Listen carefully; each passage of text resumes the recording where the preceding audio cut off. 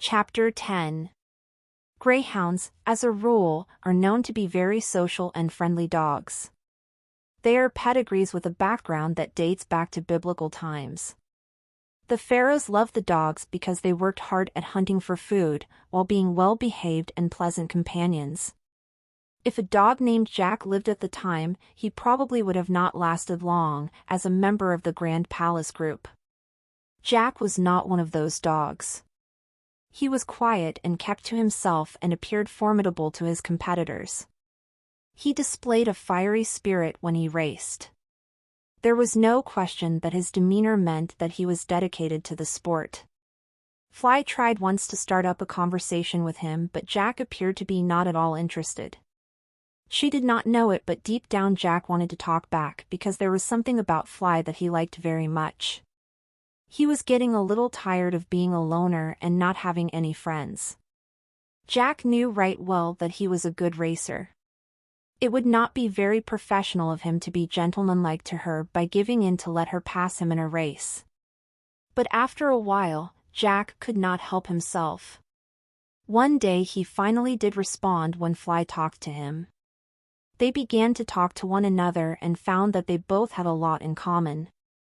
She was like him, professional and successful. Fly was able to express and do things that he was not able to do, like have fun while racing, make friends, and just plain enjoy the work at hand. She always had a kind word for her competitors. Jack's competitive side would not allow him to convey such kindness. Even so, Jack just had to get to know more about her. It was lucky for Fly that he did one day, after Fly had a near collision with the electrified rail. It started out as a typical day at the track. Fly and Jack were racing with some of the regulars they had run with before. Just then Jack noticed that Fly was getting too close to the rail. He barked at her at the top of his lungs. "Watch out," he yelled to the startled Greyhound. "Your leg could be caught or you could become shocked if you get too close." She looked in his direction, but could not hear exactly what he was saying. She did understand that it must be something important, simply because he was talking to her. He added, "You could suffer a head injury or be trampled if you get too close to the other greyhounds." Fly, Jack and the other competitors were nearing the end of the race. Jack came up alongside Fly. This sparked her competitive spirit.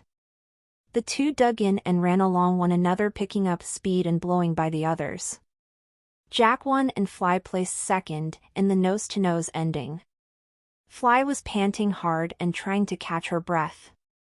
"Thank you for your advice," she panted. Jack was not panting quite as hard as Fly.